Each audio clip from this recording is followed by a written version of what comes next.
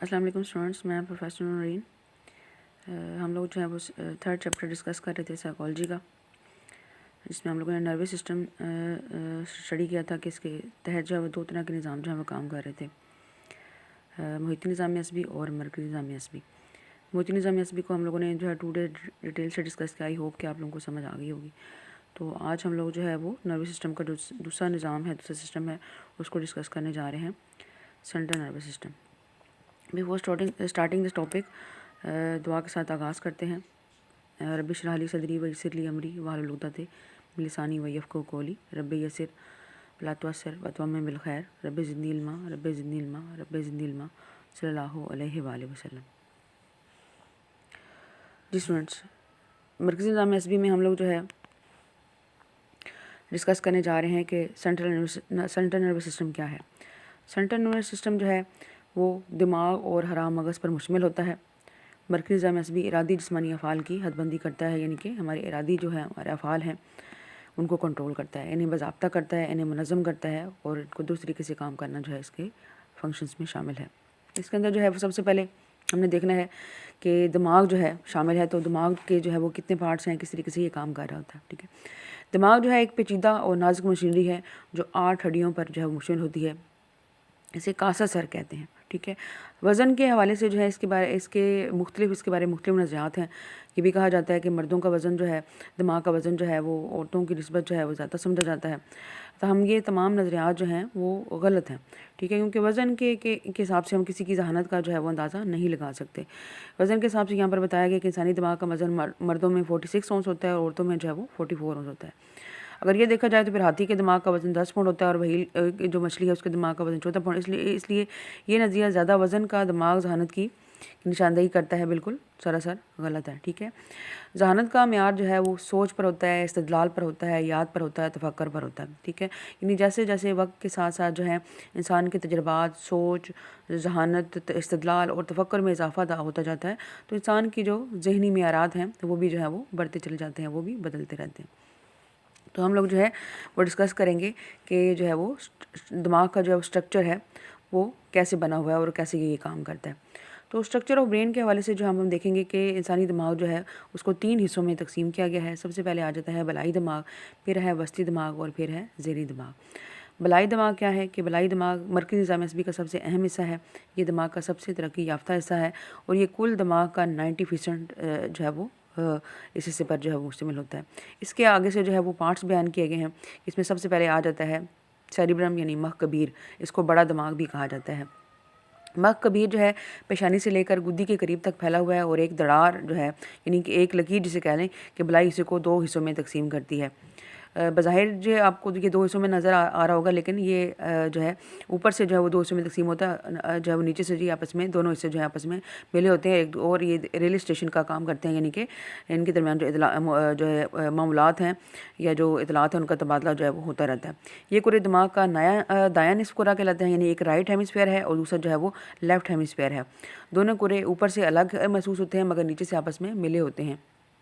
दोनों कुरों को मिलाने का काम जो है वो कॉर्पस कोलोसम करता है, यानी एक सफ़ेद मादा होता है जिसकी बदौलत दोनों मालूमात जो है हम जो है वो तबादला करते हैं। ठीक है, उसके बाद आ जाता है जी कशर या कोर्टस।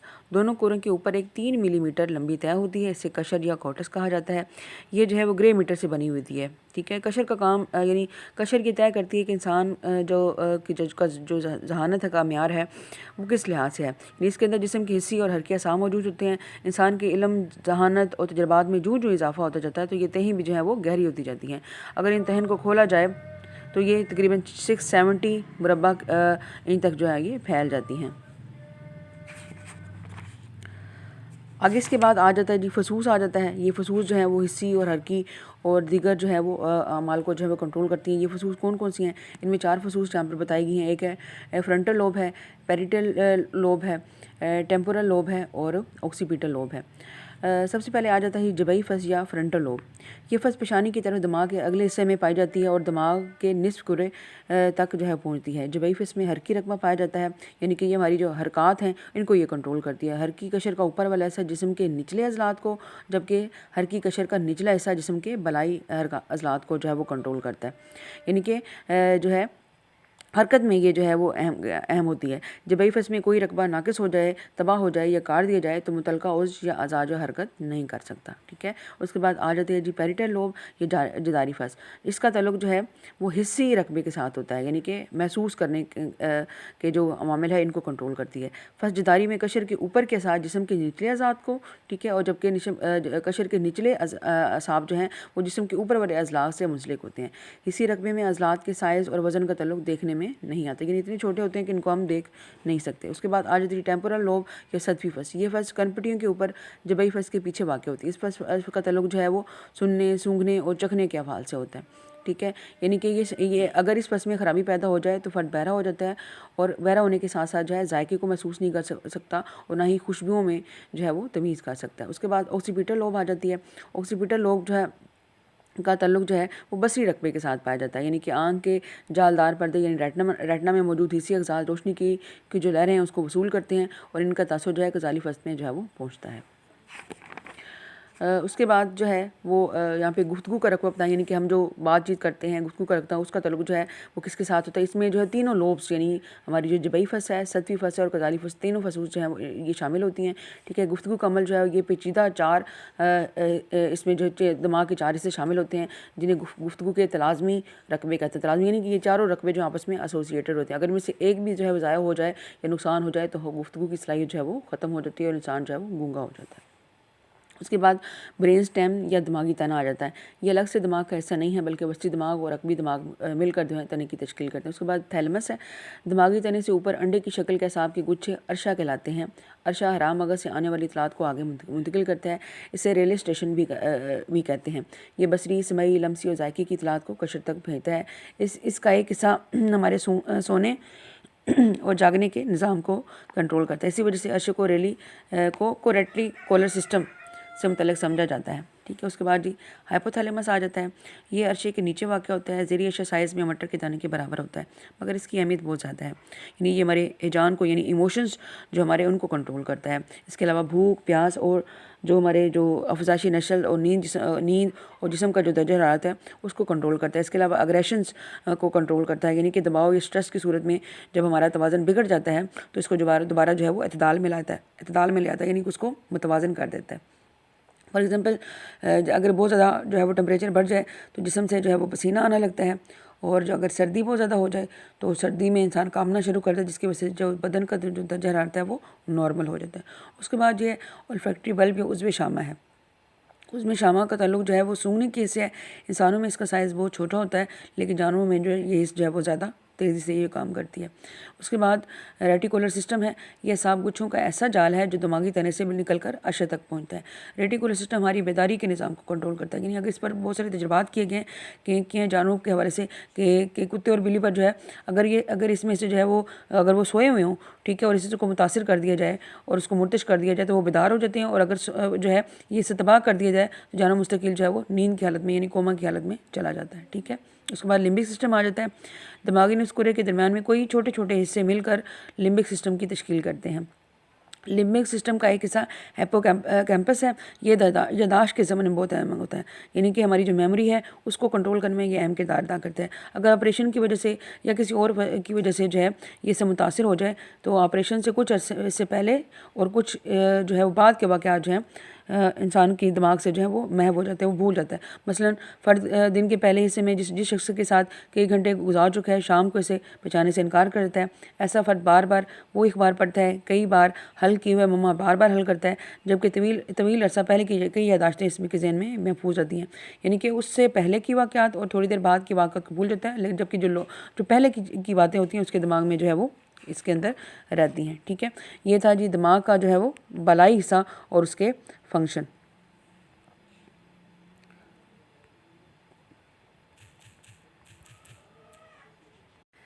उसके बाद जो है दिमाग का जो है दूसरा हिस्सा शुरू हो जाता है, यानी वस्ती दिमाग या मिड ब्रेन। ये जो है वो वस्ती दिमाग ज़ेरी और बलाई दिमाग के दरमियान वाक़या होता है। इससे क्या साहब ऊपर से बलाई दिमाग से मिले होते हैं और नीचे से जो है वो ज़ेरी दिमाग से मिलते हैं, यानी दोनों में जो है वो तबादले का जो है वो मालूमात के तबादले का जो है काम करता है। ज़ेरी दिमाग इसके बाद आ जाता है जी। ज़ेरी दिमाग में जो है उसके 3 हिस्से आगे 3 पार्ट्स आगे बताए गए हैं। सेरिबिलम है, पोन्स है और मेडोला है। सेरिबिलम या मख सगीर या इसको छोटा दिमाग भी कहा जाता है। उसके बाद पोन्स है और मेडोला है। इसकी तफसील हम जो है वो पढ़ते हैं कि इसके अंदर जो है वो क्या ये कैसे काम कर रहा होता है। मख सगीर इसे छोटा दिमाग भी कहते हैं। ये दिमाग का सबसे वो अहम हिस्सा जो हमारी हरकत और सुकनात को कंट्रोल करता है। ठीक है, ये दिमाग के मुख्तलिफ हिस्सों में जो है वो राब्ते का काम करता है।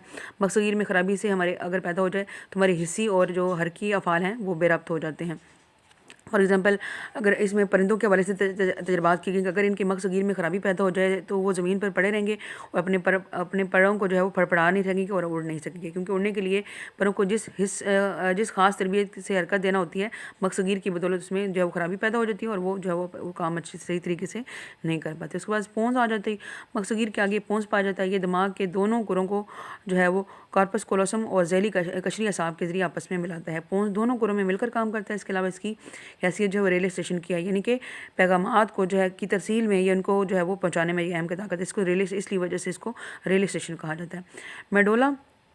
मेडोला नखा या हराम मगज़ की हड्डी के मोहरों के सुराखों में पाया जाता है। ठीक है, ये सब गैर इरादी अज़लात की मकान की अफ़ाल के लिए अहम होता है, यानी कि गैर इरादी अज़लात यानी जो इरादा नहीं होती बल्कि जो है वो सम टाइम जो है इंसान की ज़िंदगी को बचाने के लिए जो वो गैर इरादी तौर पर जो है वो काम करता है, यानी जिसे कहते हैं ना कि ये नायब की हैसियत से काम कर रहा होता है। फॉर एग्ज़ाम्पल मेडोला का ऊपर वाला हिस्सा अगला हिस्सा ज़ख्मी हो जाए तो दिमाग का बाकी जिस्म से रब्ता मुनक़ता हो जाता है, पर इरादी हरकत के काबिल नहीं रहता। इसकी सोचने की सलाहियत भी जो है वो ख़त्म हो जाती है।